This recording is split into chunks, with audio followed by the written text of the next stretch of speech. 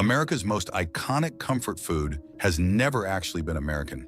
Not the technique, not the seasoning, not even the story. Every year, Americans spend $12 billion on fried chicken. They eat it at county fairs, at Sunday dinners, at drive-thrus lit up in red and white. They call it Southern. They call it comfort food. They call it home. That emotional connection is genuine. The historical record underneath it is something else. The origin of that dish was buried so completely that the people who invented it were written out of the story before the story was ever written down. And the company that made fried chicken a global symbol built its entire identity on a history it never owned. The technique for frying chicken in seasoned oil was already centuries old in West Africa before the first European colonists set foot in Virginia. In the villages of present-day Ghana and Senegal, cooks had been lowering spiced chicken into palm oil, heated to what modern thermometers would register as 375 degrees since at least the 14th century. The oil was not a shortcut. It was a precision instrument. It sealed the skin within seconds, locked in the moisture, and built a crust with a texture no oven could replicate. Spice blends varied by region: ground crayfish and dried red pepper in coastal Senegal, ginger and fermented locust beans in present-day Nigeria, seasoned palm oil coatings along the Gold Coast.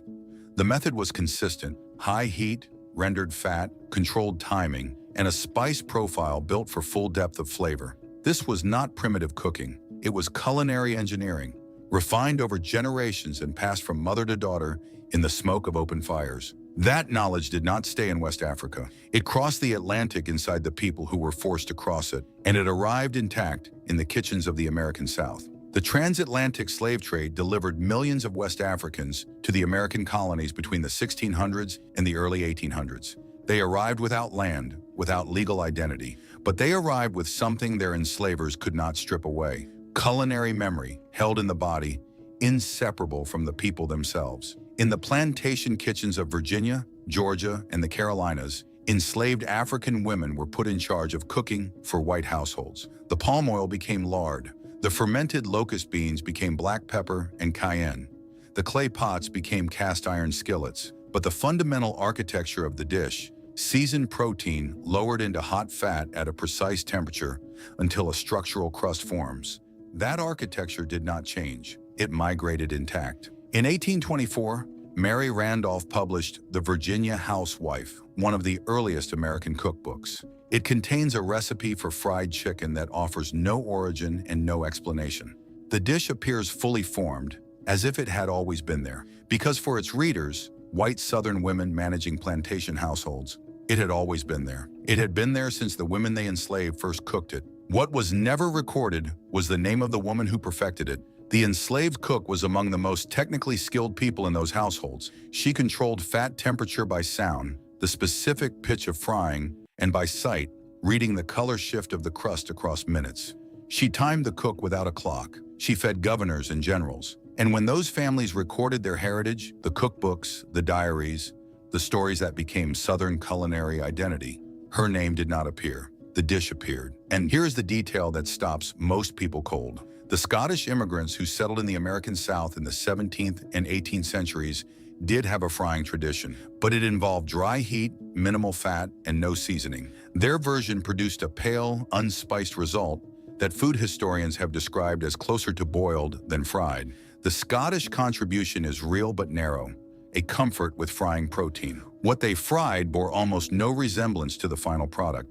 The seasoned, crispy, deeply flavored fried chicken that Americans recognize, the crust, the heat, the layered spice, the juicy interior sealed by precision fat temperature, is not a Scottish technique that enslaved Africans modified. It is an African technique that the American South adopted, normalized, and eventually forgot to attribute. Every bite of what America calls Southern fried chicken is, in its structure and in its soul, West African.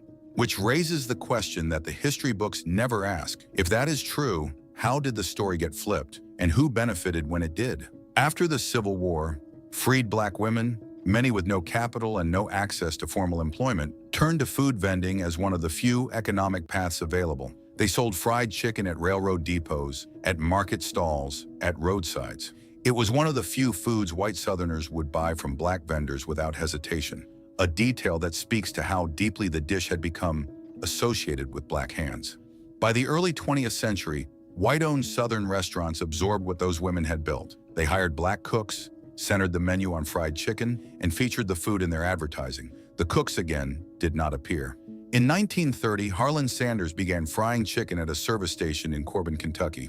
He developed a pressure frying method and a blend of 11 herbs and spices, the composition still legally protected today. He franchised the model, put on a white suit and a string tie, and called himself the Colonel. By 1964, Kentucky Fried Chicken had 600 locations. By the time those commercials ran in the 1970s, the red and white bucket, the Colonel's easy wave, the warmth of a grandfather in front of a Southern kitchen, KFC had become the definitive public face of American fried chicken. What those commercials never showed, what the Colonel's persona was specifically constructed to invoke, was the antebellum South as comfort, warm kitchens, home cooking, a version of Southern food heritage that felt familiar and entirely without conflict. No black women, no West Africa, no kitchen where someone cooked without wages because the law said she had to. Just the Colonel, just the bucket, just the recipe. KFC did not invent Southern fried chicken. It industrialized a mythology. Harlan Sanders built a real product with real skill,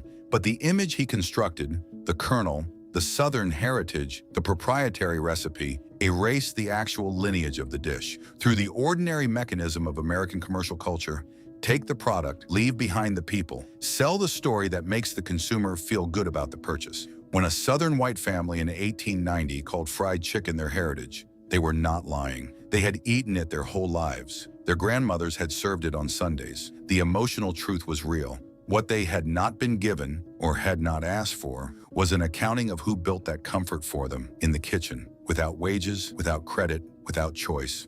The 11 herbs and spices remain secret. The red and white bucket is recognized on every continent, and somewhere in the historical record, in plantation inventories, in estate papers, in the category of domestic labor, there are references to the women who made all of this possible. Not colonel, not franchise owner, cook, enslaved, property. They received no white suit, no royalty, no credit. They received a dish named after the region that enslaved them, returned to the country as Southern heritage. And if this story is surprising you, subscribe, because fried chicken is not the exception. It is the pattern. When Americans sit down to fried chicken, at a church fundraiser in Georgia, at a kitchen table in Ohio, at a drive-thru anywhere, they are eating something that survived the Middle Passage, a dish adapted under conditions of brutality and transformed over generations into something woven into American daily life. The nostalgia is real, the Sunday dinners are real, the memory of a grandmother's skillet, of county fair booths, of that particular smell rising from cast iron on a Saturday afternoon. None of it is diminished by knowing the full story. It is deepened. The story of fried chicken in America is not one that ends in shame. It is a story of survival, of knowledge so precise and so human that it crossed an ocean and outlasted everything that tried to erase it. The dish that built Sunday dinners, that was franchised into $12 billion a year, did not begin at a service station in Kentucky. It began across an ocean in the hands of people who carried it here without being asked and fed a nation that never fully learned their names.